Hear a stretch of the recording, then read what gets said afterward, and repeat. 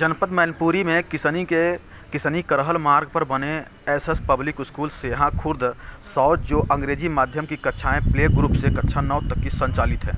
SS public school शिक्षा के क्षेत्र में उत्कृष्टता का प्रतीक है। 10 वर्षों से निरंतर शिक्षा के क्षेत्र में बेहतर परिणाम दे रहा है। विद्यालय के प्रधानाचार्य शशांक अग्निहोत्री ने बताया कि एसएस पब्लिक स्कूल में बच्चों को यूनिक कैसे बनाएं। छात्रों की करियर काउंसलिंग को लेकर विद्यालय द्वारा अलग से कक्षाएं संचालित की जाती हैं।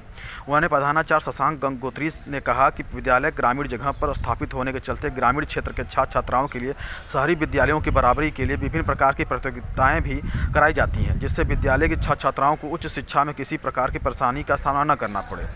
अध्यापकों की बात करें तो विद्यालय में अध्यापक भी इटावा, मैनपुरी तथा अन्य जगह के अध्यापक शिक्षण कार्य कर रहे हैं। उन्हें विद्यालय में पढ़ने वाले छात्रों के सर्वांगीण विकास के लिए समय समय पर सेमिनार, मोटिवेशनल क्लास, खेल कूद, अनुशासन, सामाजिक एवं व्यक्तिगत व्यवहारिक सीख देने के लिए शिक्षक अलग से विद्यालय में आते जाते हैं। विद्यालय के संस्थापक दिनेश सिंह यादव पूर्व जिला पंचायत सदस्य जो सामाजिक व्यक्ति हैं, विद्यालय को समाज सेवा के रूप में मानकर बच्चों के अच्छे भविष्य के लिए बेहतर शिक्षा पर ध्यान देने की कटिबद्ध है। आइए सुनते हैं विद्यालय के प्रधानाचार्य ने क्या कुछ कहा है।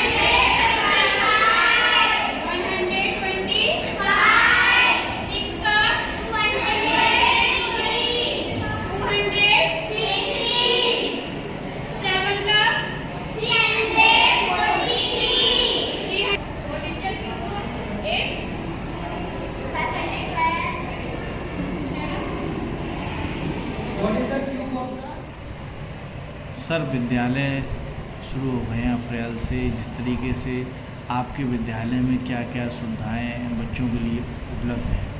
जैसा कि हम सारे लोग जानते हैं, सत्र 2024 और 25 जो है वो हमारा 1 अप्रैल से स्टार्ट हो चुका है। लेकिन रूरल एरियाज़ है, यहाँ काफ़ी लोगों का ऐसा मानना होता है कि सत्र हमारा जुलाई से शुरू होता है। तो सबसे पहले हम उन लोगों को बताना चाहेंगे कि अगली बार से आप लोग जुलाई के लिए इंतज़ार न किया करें, और जहाँ भी आपको अपने बच्चों को एडमिट करवाना है तो कहीं ना कहीं आप अप्रैल से ही करवा दिया करें। जैसा कि अभी आपके द्वारा पूछा गया, नया सत्र हमारा स्टार्ट हो चुका है। तो नया सत्र जो हमारा अप्रैल से स्टार्ट हुआ है उसमें कुछ एडमिशन्स हमने जुलाई में भी लिए हैं, और इसके साथ ही बिल्कुल नई जोश के साथ में, नई उमंग के साथ में एक नए भारत के निर्माण के लिए हम बच्चों के भविष्य का निर्माण करने के लिए तत्पर हैं। और जो बच्चे हमसे जुड़े हुए हैं प्रत्यक्ष रूप से या अप्रत्यक्ष रूप से, उन सभी को हम ये विश्वास दिलाना चाहते हैं कि वो बिल्कुल सही जगह पर आ चुके हैं। अब उनका एक सुंदर और सौम्य भविष्य जो है वो उनसे दूर नहीं है, और एक उज्जवल भविष्य उनका बनकर तैयार है। सर, विद्यालय में क्या क्या सुविधाएं बच्चों के लिए उपलब्ध हैं? विद्यालय में अनेकों प्रकार से, जैसा कि हम आप जानते हैं, कुछ हमारे संविधान में मूलभूत सुविधाएं हैं। ऑब्वियसली बात है, ये मूलभूत सुविधाएं जो होती हैं वो हर विद्यालय वाला प्रोवाइड कराता है। यहाँ पर आपके क्वेश्चन को थोड़ा सा हम फेरबदल करना चाहते हैं, क्योंकि हम अपने विद्यालय को एक यूनिक विद्यालय मानते हैं, सबसे हटकर, सबसे अलग। तो इसी चीज़ को हम एक्सप्लेन करना चाहेंगे कि आखिर क्यों हमारा विद्यालय जो है वो यूनिक है। अक्सर हम लोग देखते हैं कि चाहे विद्यालय हो या संस्थाएं हो, वो कहीं ना कहीं किताबी ज्ञान पर ज़्यादा से ज़्यादा फोकस करते हैं, but we don't have the concentrate regarding the academic knowledge. Academic knowledge ज़रूरी है, बिल्कुल, हम इसकी इम्पोर्टेंस को नकार नहीं सकते, लेकिन एकेडमिक नॉलेज के साथ साथ हमारी पूरी की पूरी कोशिश ये रहती है कि बच्चों में स्किल्स में चेंजमेंट आए, बच्चे कहीं ना कहीं स्किलफुल बने। अगर बच्चों में स्किल्स होंगी तो वो कहीं ना कहीं आगे चलकर एक उनका सुंदर भविष्य जो है उसका निर्माण होगा। स्किल्स के बारे में अगर हम बात करें, जैसे इंग्लिश लैंग्वेज के बारे में हम लोग बात करते हैं, कंप्यूटर नॉलेज के बारे में हम लोग बात करते हैं। इसके साथ ही हमारे विद्यालय में नई अबेकस क्लासेस की भी शुरुआत की गई है। ग्रामीण क्षेत्र में ये नई चीज़ है, हालांकि शहरी क्षेत्रों में ये काफ़ी लंबे समय से चल रही है। तो अबेकस क्लासेस की भी शुरुआत हमारे विद्यालय में है। इससे संबंधित और भी जो भी वोकेशनल ट्रेनिंग्स रहती हैं उसके लिए भी हमारा विद्यालय निरंतर तत्पर रहता है। सर, बच्चे के सर्वांगीण विकास के लिए क्या ऐसा विद्यालय में खेल कूद की व्यवस्था क्या रहती है? बहुत ही अच्छा प्रश्न आपके द्वारा पूछा गया है। विद्यालय जो होता है, विद्यालय की जिम्मेदारी न केवल उसके किताबी ज्ञान को बढ़ाना होता है, जबकि विद्यालय की जिम्मेदारी होती है कि बच्चों का सर्वांगीण विकास हो। सर्वांगीण विकास का मतलब आ रहा है, चाहे हम फिजिकल एक्टिविटीज़ की बात करें, चाहे मेंटल एक्टिविटीज़ की बात करें, तो फिजिकल एक्टिविटीज़ रेगुलर वे में मॉर्निंग में योगा के साथ में पीटी वगैरह कराई जाती है। इसके साथ में जो हमारा सबसे बड़ा एम जो रहता है, सबसे बड़ा मुद्दा ये रहता है कि किस प्रकार से बच्चों को हम मनोवैज्ञानिक तरीके से उनको मन से मजबूती प्रदान कर सकते हैं।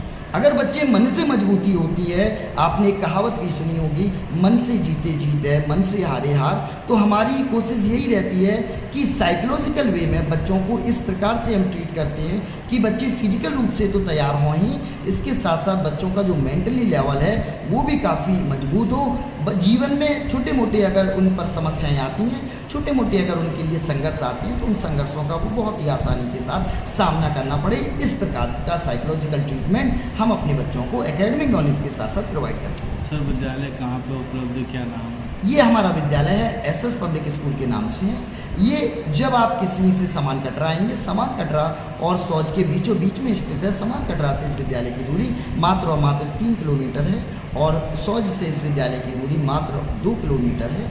अपनी बच्चे की सर्वांगीण विकास के लिए अगर आप चाहते हैं, आपका बच्चा टैलेंटेड, आपका बच्चा स्किलफुल हो, तो एक बार ज़रूर आप अपने बच्चे को हमारे विद्यालय में, भले ही आप उसको एडमिशन ना कराएं, लेकिन एक बार हमारे विद्यालय को विजिट अवश्य कराएं। विद्यालय में छात्रों की भविष्य को लेकर आगे आने वाले समय में क्या क्या ऐसे स्किल्स प्रोग्राम होते हैं? जी। एक्चुअली हमारा विद्यालय ये है कि अभी अप टू क्लास 10th तक चल रहा है, लेकिन हम लोग क्या करते हैं क्लास 7, 8, 9, 10th से ही बच्चों को, क्योंकि अक्सर क्या होता है बच्चे इंटरमीडिएट कर लेते हैं, लेकिन इंटरमीडिएट के बाद उनको करियर के बारे में जानकारी नहीं होती है। उनको नहीं पता होता है कि उनका एम क्या है, उनको कौन सी स्ट्रीम चुननी है।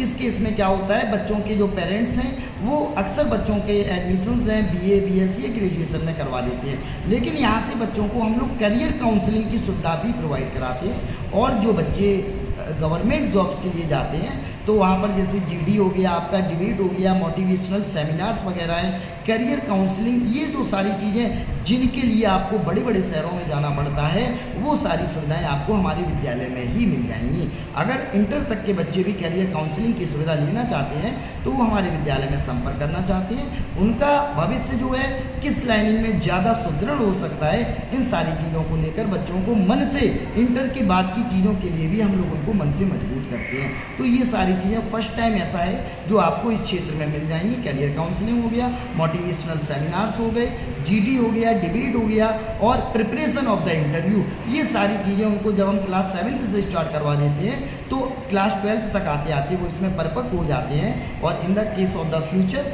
दे don't have any kind of the problem regarding to get the government job.